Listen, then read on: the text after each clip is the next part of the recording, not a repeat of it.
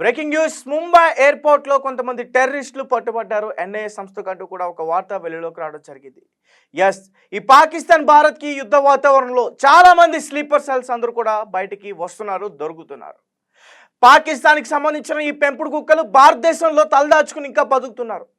మరి వీరికి ఇక్కడ ఎవరు ఆశ్రయం కల్పించారు? ఇక్కడ వాళ్ళు ఎలా ఉండగలుగుతున్నారు? కొంతమంది భారతీయులే పాకిస్తాన్కి పెంపుడు కుక్కలుగా పనిచేయడం వల్లే ఇలాంటి పాకిస్తాన్కి సంబంధించిన ఉగ్రవాదులు భారతదేశంలో ఉంటున్నారు.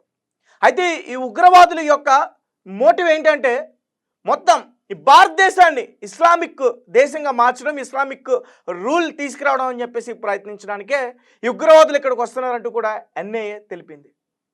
ముంబైకి సంబంధించిన ఛత్రపతి శివాజీ ఎయిర్పోర్ట్లో 2 టెర్రరిస్టులు ఈరోజు దొరికారు. ఇంకా ఎంతమంది ఉన్నారు? ఇలాంటి స్లీపర్ సెల్స్ హైదరాబాద్, ఢిల్లీ, వైజాగ్ ఇలాంటి ప్రధానమైన నగరాల్లో ఎంతమంది ఉన్నారు? అసలు ఏమేం బాంబు బ్లాస్టులు చేస్తారు? ఈ దొరికిన 2 కూడా ఐఈడి బాంబులు తయారు చేసే వ్యక్తులంట.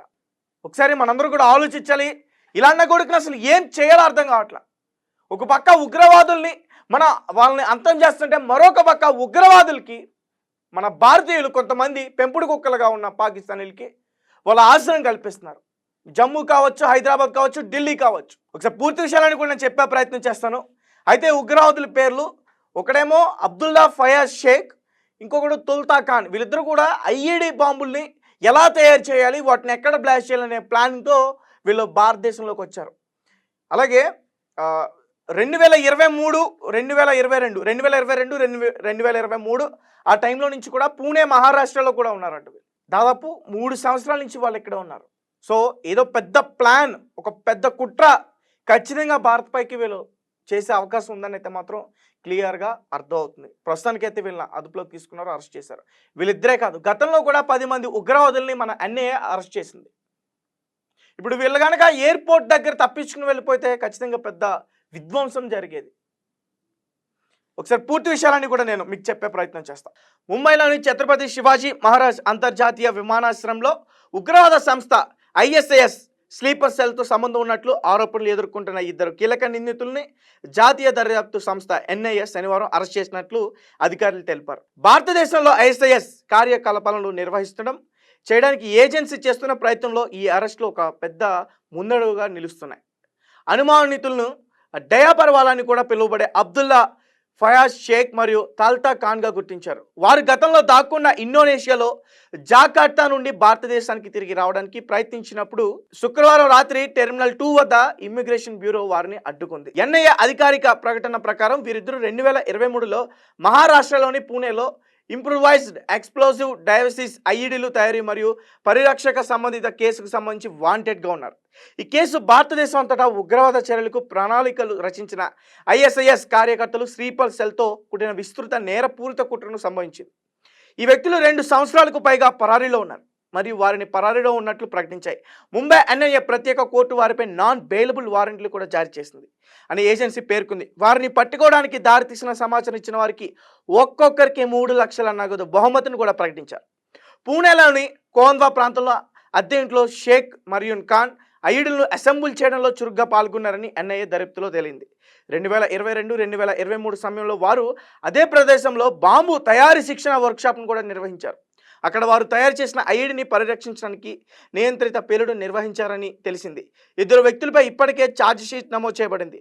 ప్రస్తుతం జ్యుడిషియల్ కస్టడీలో ఉన్న మరో 8 ISIS కార్యకర్తలతో పాటు ISIS తీవ్రవాద భావజాలం ప్రకారం హింసాత్మక మార్గాల ద్వారా భారతదేశంలో ఇస్లామిక్ పాలన స్థాపించడమే అంతిమ లక్ష్యంతో భారతదేశ అంతర్గత శాంతి మరియు మత సామరస్యాన్ని దెబ్బతీయడం ఈ బృందం లక్ష్యంగా పెట్టుకుందని ఆరోపించింది. ఈ కేసులో అరెస్ట్ అయిన ఇతర వ్యక్తుల్లో మొహమ్మద్ ఇమ్రాన్ ఖాన్, మహమ్మద్ యూనస్ సాకి, అబ్దుల్ కదీర్ పఠాన్, సిబాబ్ నవాజుద్దీన్, కాజీ జల్పికర్ అలీ బరోద్వాలా, షామిలాల్ నాచాన్, ఆకిఫ్ నాచాన్, షానవాజ్ అలాం ఉన్నారు. NIA మొత్తం 10 మంది నిందితులపైన చట్టవిరుద్ధ కార్యకలాపాలకు సంబంధించి పేలుడు పదార్థాల చట్టం, ఆయుధాల చట్టం మరియు భారత శిక్షా స్మృతుల బహుళ నిబంధనల కింద కేసు నమోదు చేసింది.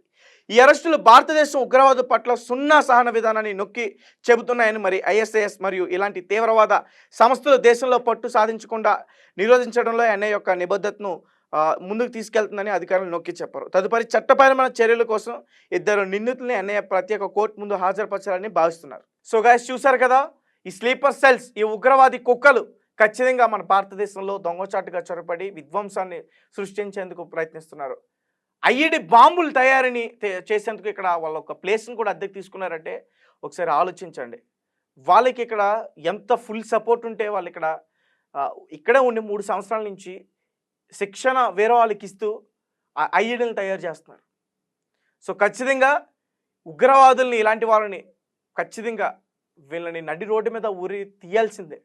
అప్పుడు కానీ ఇక్కడ భారతదేశంలోనే ఉంటూ భారత భూమి మీద బతుకుతూ పాకిస్తాన్కి పనిచేస్తున్న ఈ పెంపుడు కుక్కలకి ఆ బుద్ధి మారదేమో. వీళ్ళకి కూడా పట్టుకోవాలి. చాలా మంది ఉన్నారు పాకిస్తాన్కి సహకరిస్తున్న ఇటువంటి ఈ కుక్క బుద్ధులు. లేకపోతే వారు సహకరించకపోతే వీళ్ళు అసలు లోపలికి ఎలా రాగలుగుతారు, ఎలా ఉండగలుగుతారు? సో క్లియర్గా అర్థమవుతుంది. జమ్మూ కాశ్మీర్లో కూడా ఉన్నారు స్లీపర్ సెల్స్, హైదరాబాద్లో ఉన్నారు, ఢిల్లీలో ఉన్నారు, వైజాగ్లో ఉన్నారు.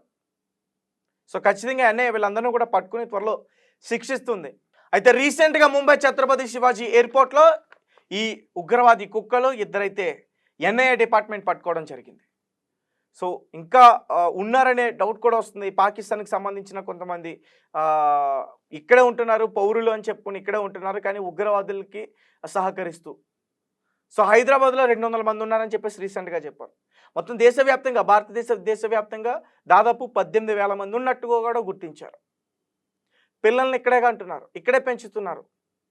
భారతదేశాన్ని దెబ్బతీయడానికి, ఇస్లామిక్ రాజ్యంగా మార్చడానికి. కాబట్టి ఎట్టి పరిస్థితుల్లో ఈ ఉగ్రవాదులకి సరైన సమాధానం మోదీ గారు చెప్తారని చెప్పేసి నేను అనుకుంటున్నా. మన ఫుల్ సపోర్ట్ ఖచ్చితంగా మోదీ గారికి ఇవ్వాలి, మన భారత సైన్యానికి ఇవ్వాలి. వాళ్ళు ఏం చేసినా సరే మనం ఫుల్ సపోర్ట్ వాళ్ళకి ఇస్తే మన భారతదేశాన్ని రక్షించడంలో వాళ్ళు ముందుంటారు. ఉగ్రవాదుల్ని ఆపరేషన్ సింధూర్ పేరుతో ఇప్పటికే చాలామందిని కూడా అంతం చేస్తున్నారు. అయితే కొన్ని దేశాలు వారికి సపోర్ట్ చేస్తున్న ఎక్కడ కూడా మన భారత సైన్యం వెనక్కి తగ్గట్ల. సో ఖచ్చితంగా వీళ్ళని నడి రోడ్డు పైన ఉరితీస్తేనే బెటర్ అని అయితే మాత్రం నాకు అనిపిస్తుంది. వీళ్ళని ఏం చేయాలి మీరే చెప్పండి. ఇలా సహకరిస్తున్న పాకిస్తాన్ ఈ పెంపుడు కుక్కలకి సహకరిస్తున్న మన భారతదేశంలో ఉంటున్నారు కొంత